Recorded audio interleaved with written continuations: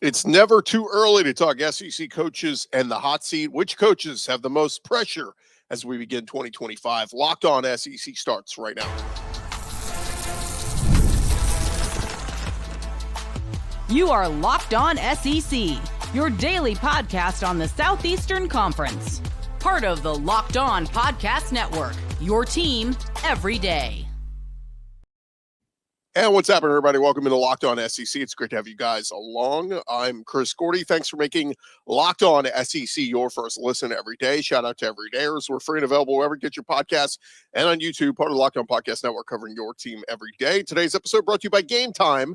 Download the Game Time app, create an account, and use our code LOCKEDONCollege for $20 off your first purchase. As we turn the calendar now to 2025, and we start to kind of look ahead and think ahead to the 2025 SEC and college football season. Obviously, we haven't finished this one yet. Texas still looking to represent the SEC, maybe bring home a national championship as they play Ohio State in the semifinals in the Cotton Bowl this coming Friday. But Adam Rittenberg over at ESPN, he wrote a piece on coaches who are on the, as he calls it, way too early hot seat heading into 2025. And as we, like we said, turn the calendar now, we are in January 2025. He lists out all these coaches that he thinks are on the hot seat, and there are a handful of SEC coaches making the list. So I figure we run through some of these, and he breaks them up into several different categories. And so we'll kind of give you the category that some of these guys fall under as the premise for, you know, them potentially being on the hot seat. So the first category he presents is called "We Want This to Work." So these would be coaches that the school fan base really like.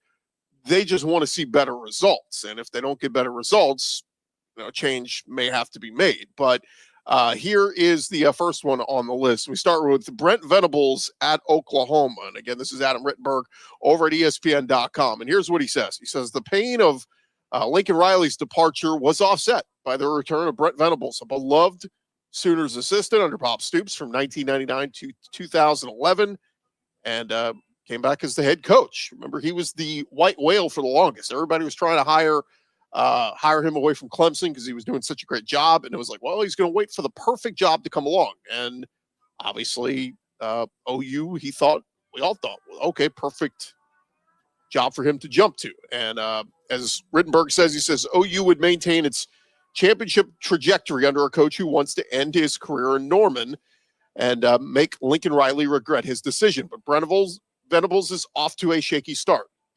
A Sooners team that never lost more than 5 games under Bob Stoops and never more than 2 under Lincoln Riley has dropped 7 twice in 3 years under Brent Venables. Other than a home win against Alabama, Oklahoma's first year in the SEC contained very few bright spots. ESPN goes on to say Venables hopes the arrival of offense coordinator Ben Arbuckle and quarterback John Mateer, both coming from Washington State, can spark an offense that averaged only 24 points.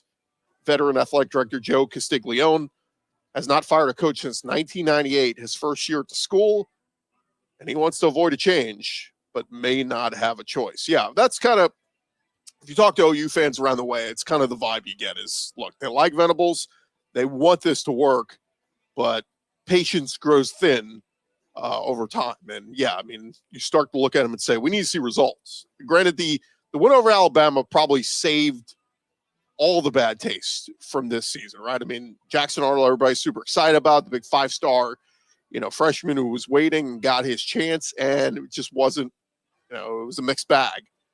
And, defense was really good at times, but they couldn't carry them the whole season, right? Offense, you got to have that balance there. And it's kind of funny, it's the complete opposite of what they had under Lincoln Riley. Lincoln Riley had horrible, putrid defenses, but awesome high-flying offenses. Now you flip it. You got really good defense and putrid offense. So they're going to have to figure that out. But again, this will be, I agree. I would agree with the article and them listing Brent Venables on the hot seat heading into what'll be year 2 in the SEC for him at Oklahoma. All right, the next person they have on this list, and again, remember the category is we want this to work, and they've got over at Auburn, it is Hugh Freeze. And here's what Adam Rittenberg writes. He says, Freeze's return to the SEC in late 2022 sparked widespread reaction, but few could deny he fit Auburn's vision for improvement. Auburn's personnel had dropped off, and Freeze had the roots and results in the Deep South to turn things around. But Tiger fans are still waiting. As Freeze sits at 11-14 overall, 5-11 in SEC play. His tenure now includes home losses to New Mexico State, Cal, Vanderbilt, Mississippi State, and Oklahoma. The roster is improving, though. Auburn landed consecutive top 10 recruiting classes and have added key transfers like Jackson Arnold, Oklahoma quarterback, Eric Singleton, Georgia Tech wide receiver, and a manageable 2025 schedule could lead to a breakthrough, which Hugh Freeze needs despite a contract that runs through the 2028 season. Again, I agree with the premise here. We want this to work. Auburn fans, again, I think mostly like Hugh Freeze. They really like what he's doing in the recruiting realm and now in the transfer portal world. You know, they were a little, according to those reports a couple years ago, he was a little reluctant to fully embrace the transfer portal. They didn't want to go pay top dollar for a big name quarterback. Stuck with Peyton Thorne last year. That was to his detriment. Did not work out. But they're going out and getting guys now. And we'll see if Jackson Arnold can live up to that 5-star potential. We'll see if Eric Singleton can be that big-time guy along with those other stud wide receivers like Cam Coleman and Simmons and all those guys. But, again, we want this to work. But if Auburn doesn't shoot up next year in win totals, very well could be talking another buyout, which it sucks. I mean, if you're Auburn, the Brian Harsin debacle, you'd hate to miss again on a coach, especially given Hugh Freeze's track record of winning just about everywhere he's been. So, all right, another one that they have in this category of we want this to work, it's Kalen DeBoer at Alabama. And Rittenberg writes, the prospect of following Nick Saban at Alabama was never going to be easy, even for a coach as gifted as Kalen DeBoer. It seemed to be a good move that Alabama looked outside the Saban sphere for his replacement, and DeBoer came to Tuscaloosa days after coaching Washington in the national title game. But DeBoer's first season seemed to confirm fears about whether he could succeed in a different region, especially while replacing a legend. Alabama was wildly inconsistent, never winning more than 3 straight games after a 4-0 start, was punctuated by a victory against Georgia. After missing the playoff and losing to an undermanned Michigan team in the ReliaQuest Bowl, Kalen DeBoer will need to deliver more in year 2, even with an athletic director firmly in his corner in Craig Byrne. He ultimately might be a better fit elsewhere, maybe like a USC, but certainly wants to show he can win in the SEC. Yeah, again, this is one where, there's no leash here. Either Kalen DeBoer has to take a massive step forward next year and maybe 10-2 and they make the playoff, and even you lose a playoff game. At least you got to get there. The standard at Alabama is, and I'm telling you right now, the expectation is that he must, win a playoff game at least. Make a deep run in the playoffs next year. That's the most Alabama fans' realistic expectation that they have. But I'm saying at minimum, 10-2, you got to. A 9-3 or 8-4, God forbid, they will run him out of town. And it sucks, but that's where Saban elevated this thing. You cannot. 9 wins a year is not going to do it at Alabama. It's just not. Maybe if Mike Shula had done that back in the mid-2000s, yeah, okay, you could live with that. But Saban raised the bar and showed what that program could be. Now, again, most realistic fans aren't expecting Saban, but I think, and I say this all the time I think Auburn fans are in this category. I think LSU fans are in this category, Brian Kelly. And I think Alabama fans maybe need to come around to it. The realistic expectation is that every 3 to 4 years, you're competing for a championship, or you have a team that could potentially make a deep playoff run and go win a championship. That should be the realistic expectation. Now, Georgia, I think their fans are a little bit elevated. I think every year they're kind of in the ship that Bama was in under Saban. They're expecting every year we should be able to go win a title. But I think all those other fan bases, if you're being realistic with yourselves, say every 3 to 4 years, you should have a dominant team that can go win a title. That's been a while for Auburn. LSU is working on, Brian Kelly year 4. We'll get to that a little bit later, but I think That should be the realistic expectation. You know, like, I don't know, Ohio State. Like, I know really they want to win it every year, but realistically, every 3 to 4 years, you should be able to make a run and try to compete for a title. So look, Kalen DeBoer, standard raised, hot seat, deal with it. Last one in this category, if we want this to work, and I kind of disagree with Rittenberg on this one, and he lists Mark Stoops at Kentucky. And here's what he writes. Stoops has brought historic consistency to Kentucky, remained there when other opportunities surfaced. He made bowls every season from 2016 to 2023, twice finishing in the AP top 20. But most SEC coaches can't survive 2 rough seasons, and Kentucky had very few bright spots last fall, other than its road upset win of Ole Miss. The Wildcats averaged just 20 points a game, 330 yards per game, and failed to score 20 points in any SEC game. Stoops can secure his status with a bowl appearance next year, but a tough September and October schedule will make things challenging. He is signed through the 2030 season, and he's earning $9 million a year. Kentucky would owe him 75% of his remaining salary if they made a change after 2025, which seems unlikely, barring a repeat or worse of what we saw this fall. I think the Kentucky fan perspective on this is changing a little bit. Remember, this category he listed is we want this to work.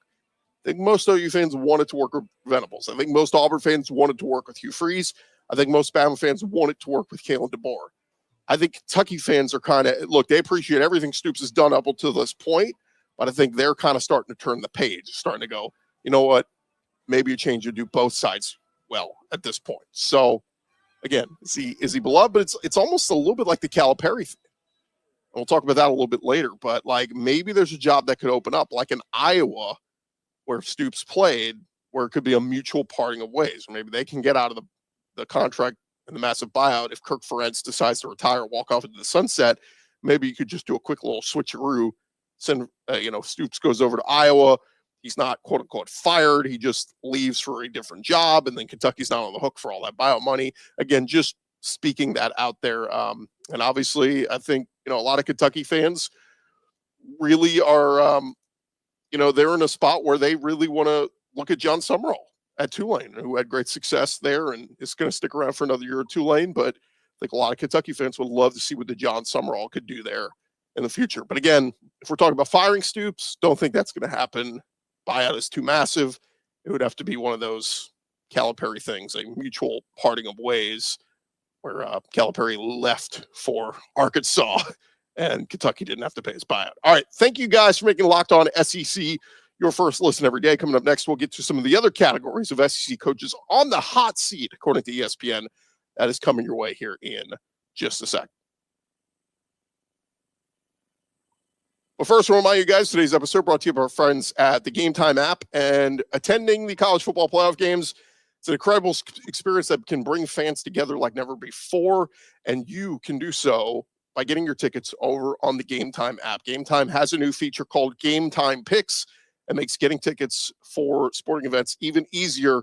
It's going to filter out all the fluff and show you only incredible deals on great seats, so you don't have to waste time searching through thousands of tickets. Game Time Picks, again, is a super breeze. You can find super deals on the app, and the on-time ticket delivery and lowest price guarantee is going to give you complete peace of mind. Take the guesswork out of buying tickets with Game Time. Download the Game Time app, create an account, and use our code LOCKEDONCollege for $20 off your first purchase. Terms apply.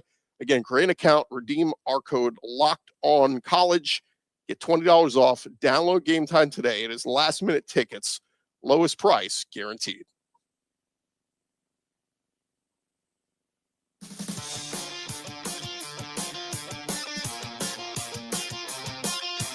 All right, roll along here, Locked On SEC. Thank you guys for making us your first listen every day. Shout out to everydayers. Keep coming back and checking us out each and every day. All right, we're running through Adam Rittenberg's piece over at ESPN, his way too early coaches on the hot seat, never too early look ahead to 2025. And a lot of SEC coaches making this list. We talked about his first category of we want this to work with several coaches. So let's get to his next category. And there's only one SEC coach in this category, but it's called It's Going to Cost Us. That means if it doesn't work, you're going to owe this person a ton of money and have to pay a ton to get rid of them. And that is Brian Kelly at LSU. And here's what Rittenberg writes. He says, Brian Kelly left a program where he was able to make the playoff, but not advance, for a place that, despite frequent chaos, always has the potential to win it all. Each of LSU's 3 previous coaches, Ed Orgeron, Les Miles, and Nick Saban, all won national championships and did so by their 4th seasons in Baton Rouge. Kelly won an SEC West title in his first year at LSU, and of course coached the Heisman Trophy winning quarterback Jaden Daniels in 2023. But an 8-4 regular season this past fall included 3 straight double-digit losses to Texas A&M, Alabama, and Florida, and stirred up some discontent. Of course, quarterback Garrett Nussmeier is going to be back in 2025. LSU made some significant portal upgrades on the D-line and wide receiver, and they continue to add names. Kelly's contract puts him in a good spot. The deal runs through 2031, and he has a buyout of around $52 million this year, as does the fact athletic director Scott Woodward hired him. But LSU coaches are judged by national championships, and Kelly must show he's getting closer to winning one. That's the tough part here. Again, the category you put is it's going to cost us. I think you can just throw the idea of a buyout out the window. Like LSU doesn't have that money. They're raising money right now to get, kids in via NIL and the collective and transfer portal and all that. But they're not going to pay money, that $52 million, to get rid of Brian Kelly. I mean, it would have to be a disastrous season. I think even a 7-5, I think he still survives. It would be it'd have to be a 6-6 type season where you just had some absolutely awful losses. It's a tough schedule. They open on the road at Clemson, so it's not crazy to think that they could bottom out. But yeah, look, you bring back Nussmeier, you bring back Harold Perkins, all the pieces they're adding through the portal. LSU should be a better team on paper in 2025 than they were in 2024. Offensive line, they got to rework that a little bit, losing Campbell and Emory Jones and some of those other guys. But I just don't even think that buyout is in the discussion. I mean, look, pressure is on Brian Kelly, right? 3 previous head coaches all won championships. Yeah, those LSU fans are growing restless. They want another championship. But it's harder now, too. I mean, would they take a deep playoff run? Yeah, I mean, you just want to see, if you're an LSU fan, I think at minimum you want to make the playoff next year, because we know 10-2 gets you in.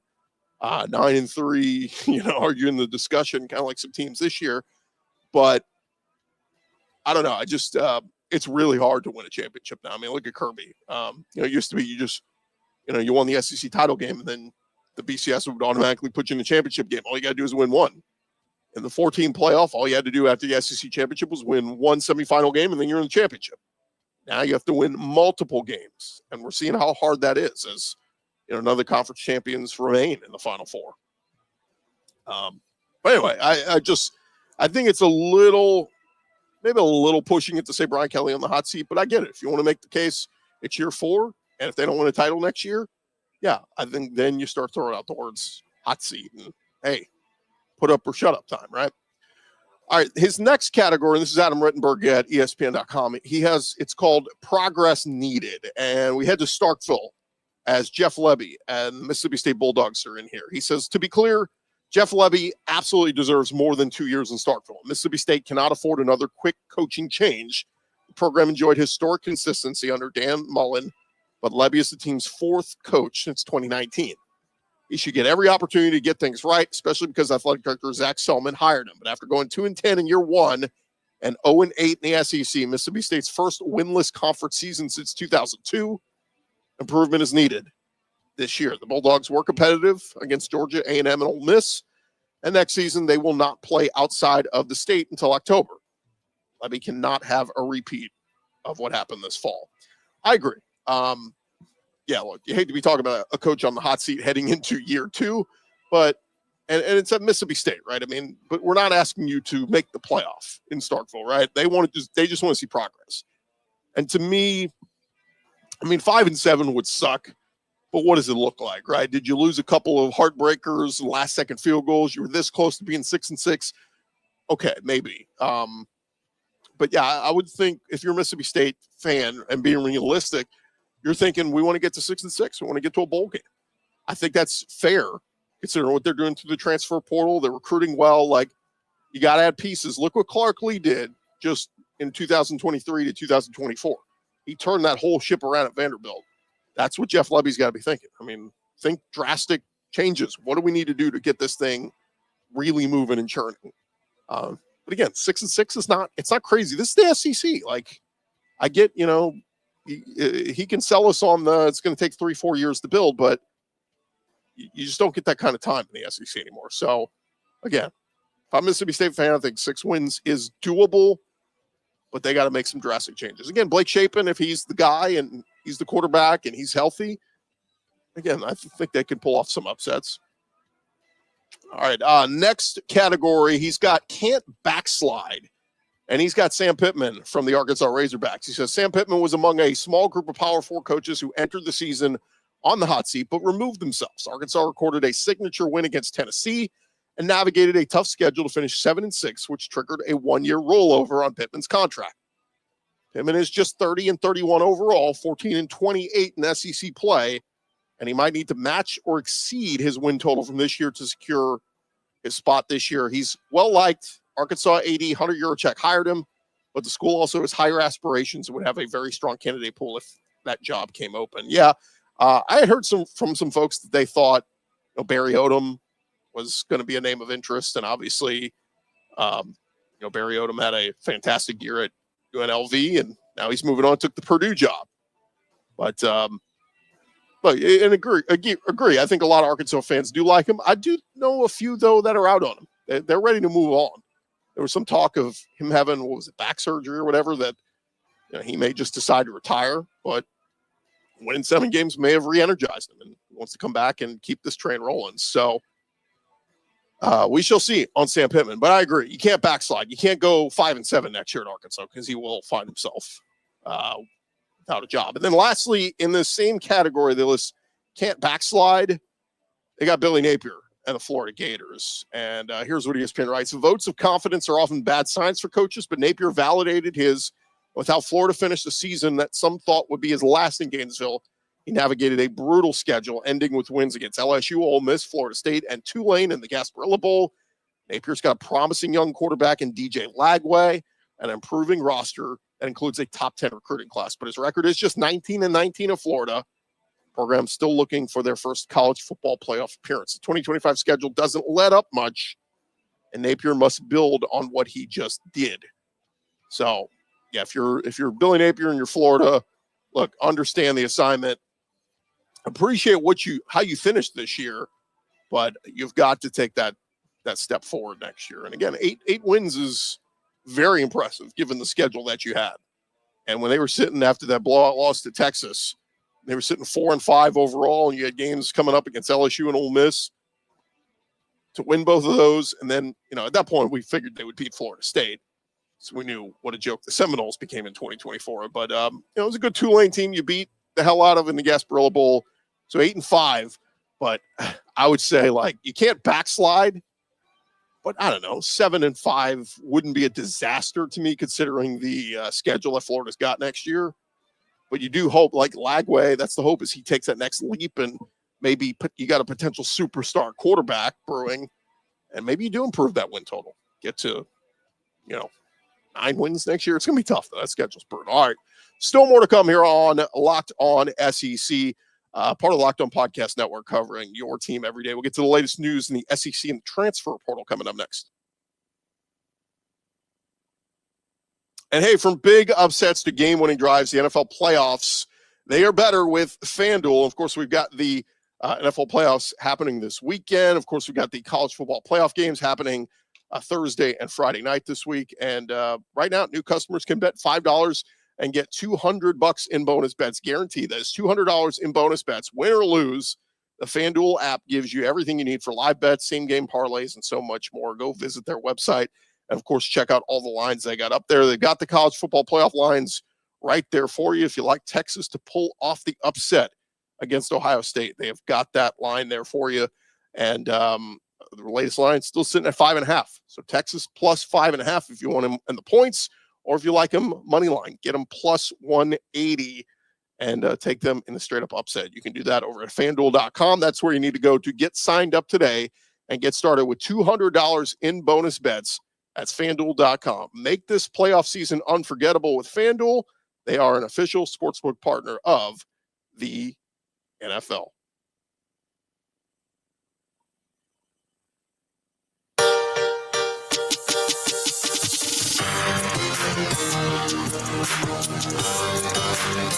All right, we're along here Locked On SEC, and before we get to the transfer portal, some tidbits of news we did want to dip into here, just kind of touching on some of the big topics going on around the conference. Over at Texas, we talked about the report that came out earlier this week about Steve Sarkisian, potentially NFL teams maybe eyeing him. That was from a report from Adam Schefter. Well, Chris Del Conte, athletic director at Texas, was asked about it yesterday by the Houston Chronicle, and Del Conte said, look, we got a game to play. I'm not going to comment on that.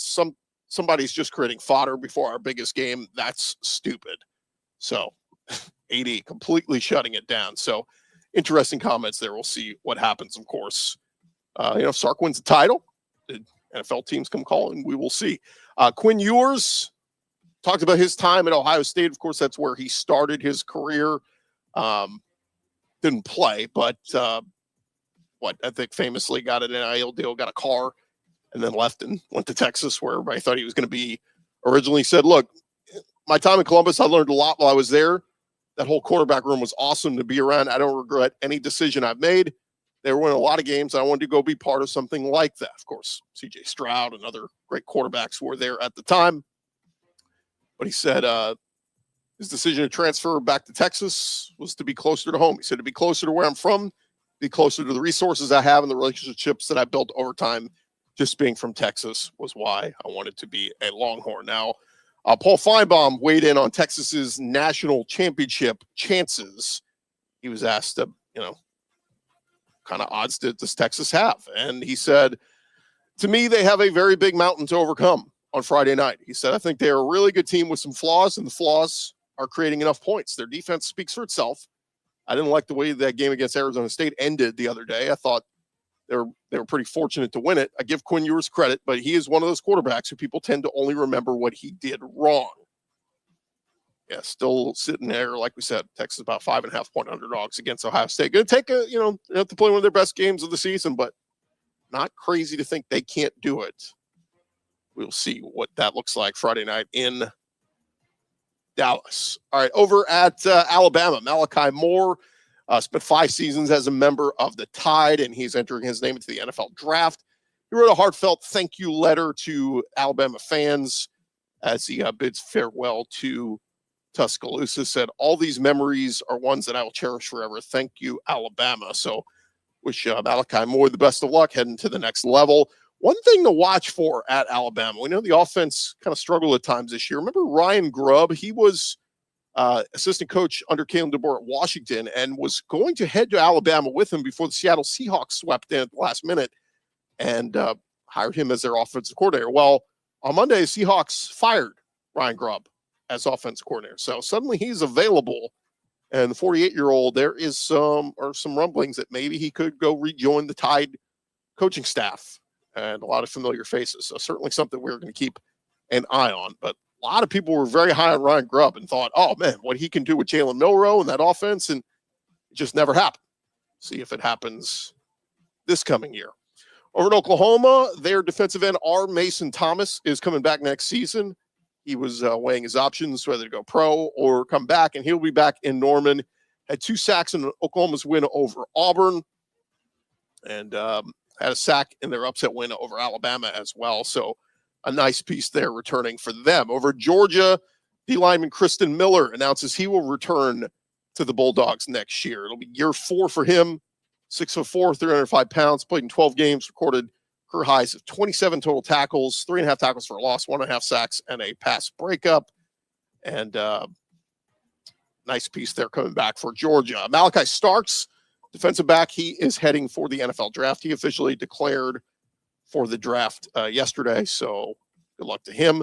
And Damon Wilson expected to enter the transfer portal as a 5-star signee for the Bulldogs in the class of 2023. At 22 tackles, 3 sacks, and 2 fumble recoveries with 2 forced fumbles for Georgia this past year after 2 seasons at Georgia. It's becoming a big part of that defense, so a little shocking he is moving on. We'll see where he ends up. Over at Ole Miss, they had a successful season this year, 10-win season, but their offense was record-breaking. The unit set a program record for most total yards in a season by accumulating 6,800 yards. An impressive 4,500 of those came through the air. Only had 2,200 on the ground. The team's second highest yardage total since 2000 came in 2015 when they gained 6,700. This is also just the seventh time since 2000 that Ole Miss has gone over the 6,000 yard mark in a season. So we'll see if Lane Kiffin can build off of that. How about over on the baseball diamond? College baseball season just around the corner, 6 more weeks, and Perfect Game put out their preseason top 25 on Monday. It's filled with SEC teams, including Texas and Oklahoma. The SEC has 10 teams in the preseason top 25. The ACC was second with 6. So College World Series runner-up, Texas A&M. They have number 1, not defending champion, Tennessee. So it's Texas A&M 1, LSU 2, followed by number 4, Georgia, number 5, Tennessee, number 7, Texas, number 11, Florida, 13, Arkansas, 15, Vanderbilt, 20, Oklahoma, and 22, Auburn. SEC packed to the gills once again in college baseball. All right, let's get to the transfer portal. Just some latest tidbits coming out yesterday and the last 24, 48 hours or so. Louisiana running back Draylon Washington has committed to Alabama. He's 5'9", 215 pounds, had 229 carries for 1,300 yards and 11 touchdowns in his time with the Raging Cajuns. He has 1 year of eligibility remaining. So Draylon Washington, running back from ULL, heading to Alabama. Arkansas lineman Tykeus Crawford has committed to UCLA. Shout out to Ty Crawford. We had him on the show 2 years ago. Best of luck to him heading off to the West Coast. On 3, they logged expert predictions for Nebraska to land Alabama transfer offensive tackle Elijah Pritchett. Remember, that one was a little bit of a shocker. A lot of folks did not expect him to be moving on.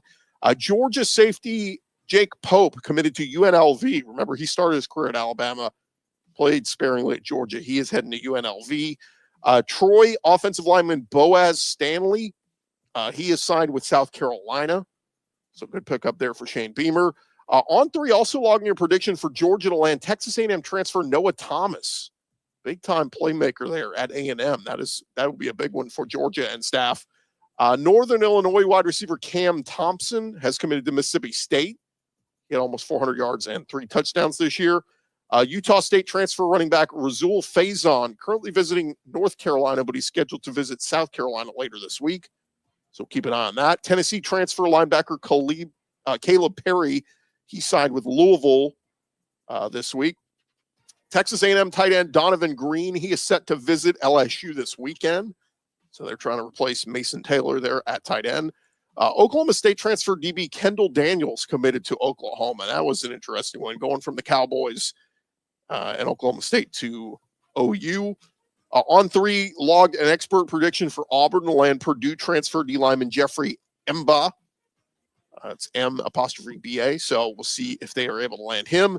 And then lastly, North Carolina transfer D lineman Travis Shaw committed to the Texas Longhorns. He's 6'6", 340 pounds. Big presence on that D line for the Tar Heels.